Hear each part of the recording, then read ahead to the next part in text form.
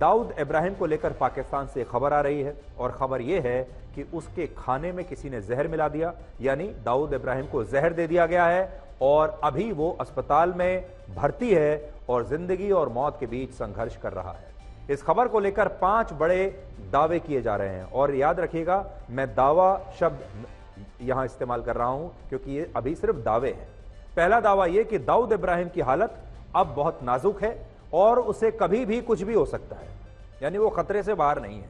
दूसरा दावा यह है कि कराची में अस्पताल के जिस फ्लोर पर दाऊद इब्राहिम को भर्ती किया गया है, उसका इलाज चल रहा है, उसे सुरक्षा कारणों से सील कर दिया गया है और दाऊद का इलाज करने वाले डॉक्टरों को भी किसी से मिलने या बात करने की इजाजत नहीं है, यानी वहां पर सेना का और आईएसआई का कड़ा पहरा लगा दिया गया है। तीसरा दावा यह है कि इस घटना के बाद से पाकिस्तान में इंटरनेट सेवाएं लगभग बंद कर दी गई हैं। हालांकि पाकिस्तान के मीडिया ने यह बताया है कि असल में यह इंटरनेट बंद करने का कारण वहां एक दिन पहले इमरान खान की पार्टी की एक वर्चुअल रैली थी, जिसे देखते हुए सरकार ने इंटरनेट को पूरे देश में बंद कर दिया था। लेकिन पाकिस्तान के ही कुछ पत्रकार यह भी कह रहे हैं कि सरकार दाऊद इब्राहिम की खबर को दबाने के लिए भी ऐसा कर सकती है, हालांकि इसकी संभावना कम दिखती है। चौथा दावा यह है कि दाऊद इब्राहिम को जहर उसके कराची में स्थित घर पर दिया गया और कराची में दाऊद इब्राहिम जिस घर में रहता है उस घर की तस्वीरें आज हमारे पास हैं और इस इलाके का नाम है क्लिफ्टन, जो कराची में है। यह वहां का एक बड़ा हाई प्रोफाइल इलाका माना जाता है और इन तस्वीरों में आप देख सकते हैं कि कराची में रशियन कॉन्सुलेट के पास एक बहुत बड़ा बंगला है जहां दाऊद इब्राहिम अपने परिवार के साथ रहता है और इसी घर में कहा जाता है कि उसे जहर दिया गया, जिसके बाद अभी वो फिलहाल अस्पताल में भर्ती है। अपनी स्क्रीन पर अगर आप देखेंगे तो जो गोल आपको एक सर्कल दिखाई दे रहा है, ये दाऊद का घर है कराची शहर में। इसके अलावा यह भी कहा जा रहा है कि दाऊद के सभी रिश्तेदारों को आईएसआई के एक सेफ हाउस में शिफ्ट कर दिया गया है और इनमें पाकिस्तान के पूर्व क्रिकेटर जावेद मियांदाद का भी नाम है। जावेद मियांदाद के बेटे जुनैद मियांदाद का निकाह दाऊद इब्राहिम की बेटी से हुआ है और इसलिए जावेद मियांदाद के परिवार को भी अब कहा जा रहा है कि कड़ी सुरक्षा में रखा गया है और रावलपिंडी में ही आज शाम को पाकिस्तान की सेना ने आंतरिक सुरक्षा को लेकर एक बड़ी बैठक की है, जिससे ऐसा लगता है कि पाकिस्तान कुछ तो ऐसा है जिसे दुनिया से छुपा रहा है और ये बात वहां के पत्रकार और वहां का मीडिया भी कह रहा है। इनमें पाकिस्तान की पत्रकार आरजू काजमी का भी नाम है, जिन्होंने सबसे पहले इस खबर की जानकारी अपने वीडियो के जरिए सोशल मीडिया पर दी थी और आरजू काजमी इस समय सीधे मेरे साथ लाइव जुड़ रही हैं पाकिस्तान से। आरजू, आपका बहुत बहुत स्वागत है। और जब से आपने दाऊद इब्राहिम को जहर देने के बारे में ये वीडियो बनाया है, आप पूरे भारत में भी, हिंदुस्तान में भी आप बहुत मशहूर हो गई हैं और पूरे हिंदुस्तान में इस समय लोग सिर्फ दाऊद इब्राहिम के बारे में बात कर रहे हैं, लेकिन लोगों की जानने की भूख इतनी ज्यादा है कि वो जानना चाहते हैं सीधे आपसे कि असल में दाऊद इब्राहिम के साथ क्या हुआ है और आप लेटेस्ट जानकारी इस समय पाकिस्तान से हमें क्या दे सकती हैं। सबसे पहले थैंक यू सो मच कि आपने मुझे इनवाइट किया अपने शो में और आपका शो मैं बहुत देखती हूँ और बहुत पसंद भी है। तो मैं बिल्कुल आज आपको यही बताने लगी हूँ कि अभी तक हम लोग इंतजार कर रहे हैं कि इस खबर की कंफर्मेशन मिले। कल क्योंकि इमरान खान की पॉलिटिकल रैली भी थी ऑनलाइन और इसके साथ साथ दाऊद इब्राहिम की न्यूज़ भी साथ निकली और उसके फौरन बाद गवर्नमेंट की तरफ से शाम होते ही जो है वो इंटरनेट जो थी वो सर्विस प्रोवाइडर को कहकर इंटरनेट सर्विसेज डाउन करवा दी गई। ना तो ट्विटर चल रहा था, ना यूट्यूब चल रहा था और ना ही कोई किसी किस्म का काम अपना कर पा रहा था। ये देखकर लोगों काफी परेशान हुए और उन्होंने चेक किया तो पता चला कि दाऊद इब्राहिम की न्यूज़ भी थी और साथ साथ इमरान खान की भी न्यूज़ भी साथ साथ ही चली थी। अभी तक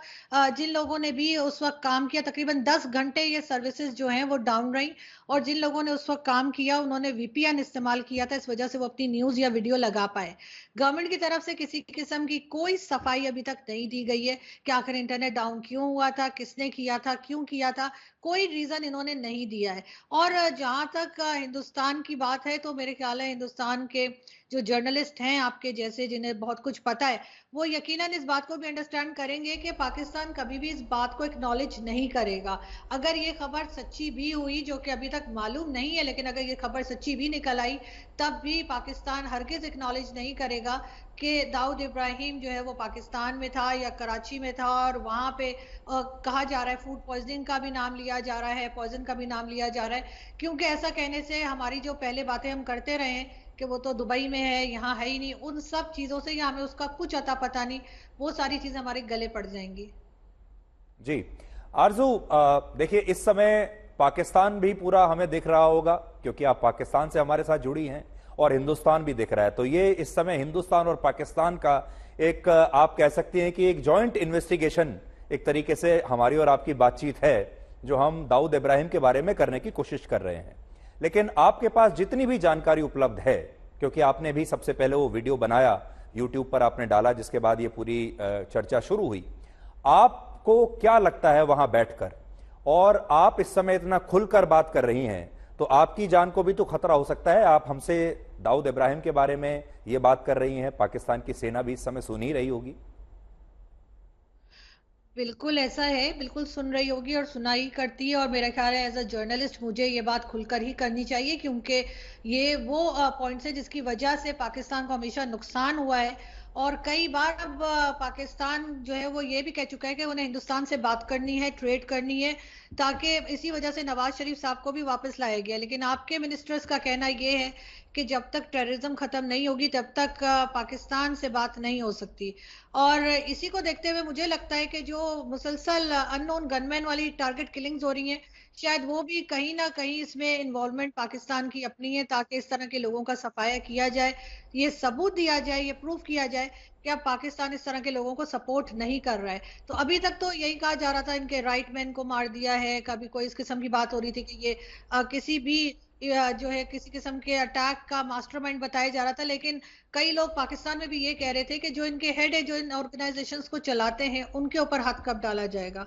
तो हो सकता है कहीं ना कहीं ये खबर उससे भी रिलेटेड हो, और हमें बहुत इंतजार है, बहुत कोशिश कर रहे हैं कि किसी तरीके से हमें इस खबर के आखिर तक हम जा सकें और पता लगा सकें कि हुआ क्या है। जी आरजू, आपसे ये भी हम जानना चाहेंगे कि अब ये पुराना दाऊद इब्राहिम नहीं रहा, ये 67-68 साल का दाऊद इब्राहिम है। भारत में तो लोगों ने दाऊद इब्राहिम पर इतनी फिल्में देख ली हैं, उसे आज भी लोग अंडरवर्ल्ड डॉन की तरह समझते हैं, सोचते हैं कि वो बड़ा पावरफुल है। लेकिन हमने ये इस तरह की खबरें भी सुनी हैं,